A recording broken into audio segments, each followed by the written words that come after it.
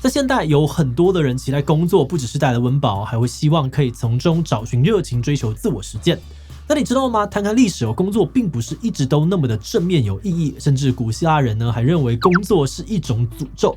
今天就让我们一起来聊聊工作的意义吧。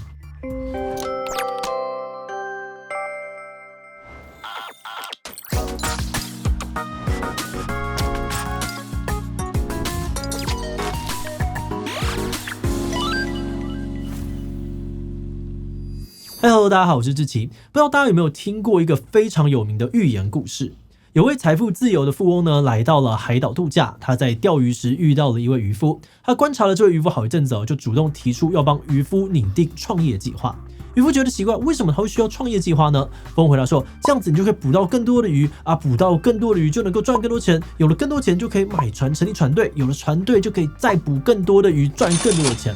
渔夫又问，那赚了这么多钱到底要干嘛呢？富翁说，这样子你就可以自由自在在海岛度假钓鱼啦。等等，可是在海岛钓鱼不就是渔夫现在的生活了吗？这则寓言呢有很多种版本但都离不开一个核心问题：我们平常花这么多时间工作真的有意义吗？会不会放弃工作，偶尔出去捕鱼反而比较开心呢？今天就让我们透过《够好的工作》这本书一起来讨论看看，工作真的很重要吗？为何人们会追求工作的意义？要怎么样达到工作跟生活的平衡呢？不过在开始今天讨论之前，先让我们进行工商服务时间。带小朋友出门不给手机怕他吵闹，拿走手机时又会发脾气，在家尽量不用3C， 但去亲朋好友家时，电视、平板根本无限供应，家长真的是很难做。猫狗狗3C 数位教养套组呢，是在离不开荧幕的 AI 时代，为学龄前儿童设计的素养教材，给孩子正确的使用观念，提早培养3C 自控力。使用绘本建立与3C 健康相处的观念，引导孩子了解3C 的好与坏，以及离开荧幕可以得到的感官体验，一起设定适合的使用时间，再搭配游戏探索感官乐趣，深化观念，边玩边学习，训练观察力、认知能力和调节情绪，更增加生活体验，减少未来沉迷3C 的风险。现在新书上市呢，有超划算的早鸟限时优惠，结账输入77推荐再打9折。8月28前下单还能够抽价值2500元的出游券，最多3次的抽奖机会，快点开资讯栏把握优惠吧。对于现代社会的人们来说呢，工作是人生当中十分重要的事情。假如我们一天平均工作8个小时，一年工作240天，那我们一辈子呢，大概要花8-9万个小时在工作。尤其随着平均的年龄增加，退休年龄延后，这个数字还有可能继续的往上加。但其实呢，在古代社会生活的人们呢，可能不这么想。曾经有学者前往非洲坦尚尼亚去研究当地的哈扎人，有了惊讶的发现。哈扎人虽然没有完全的跟文明隔绝但生活上面常依靠采集还有狩猎过日子，比较符合早期人类社会狩猎采集者的定义。以现代社会的思维来看呢，他们没有工业商业分工，可能一整天都必须要为了温饱而忙得不可开交。但没有想到呢，这些哈扎人最常做的事情却是无所事事。他们一旦找到食物吃饱了就休息，一点也没有打算花更多的时间工作。再来呢，根据历史的记载古希腊人是超级讨厌工作。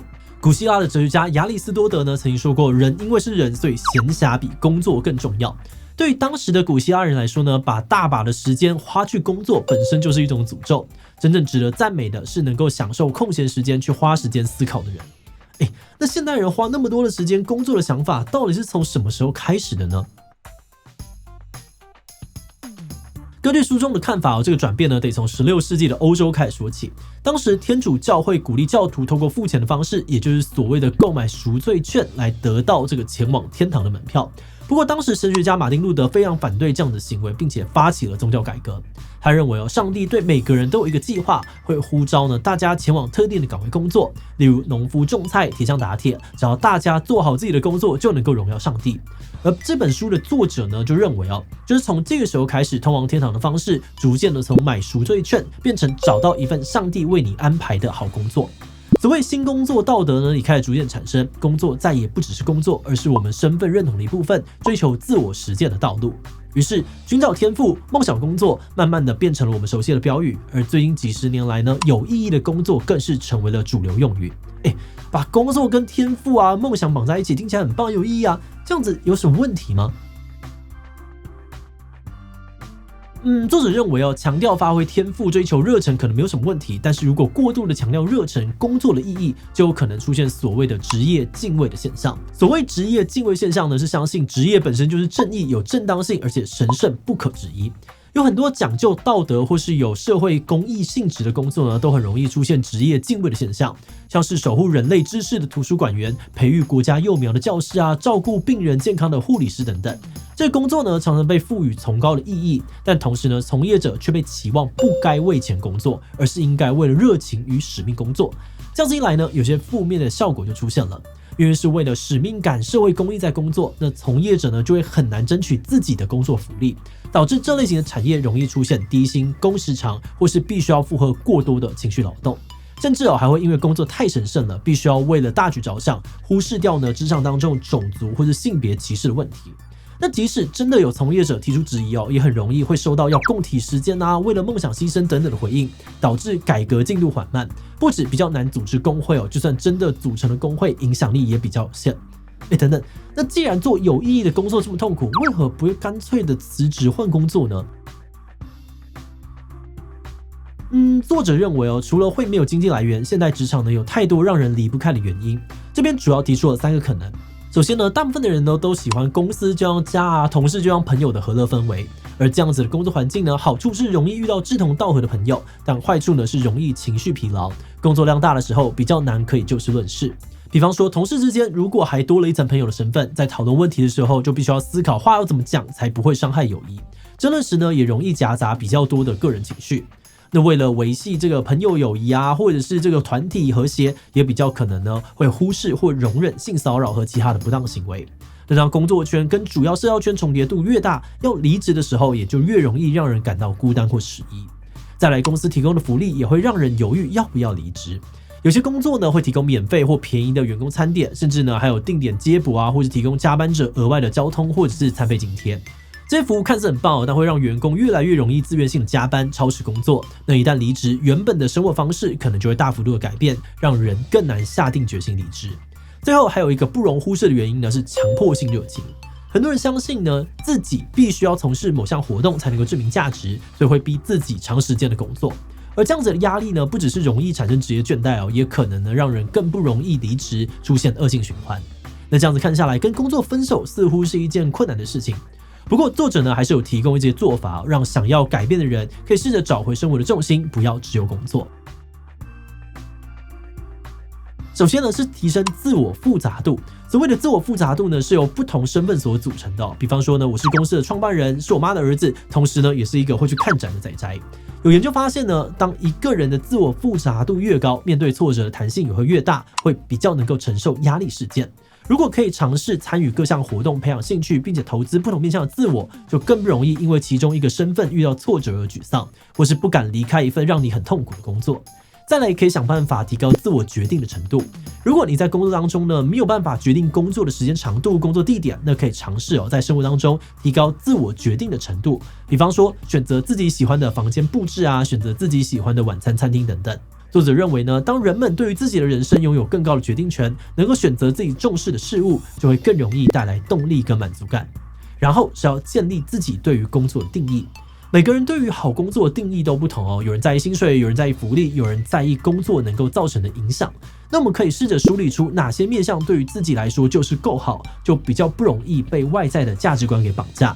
比如说呢，虽然在网络论坛上面常常要年薪100万才有资格发言，但现实社会当中有很多人只要领4万元的薪水就非常的开心。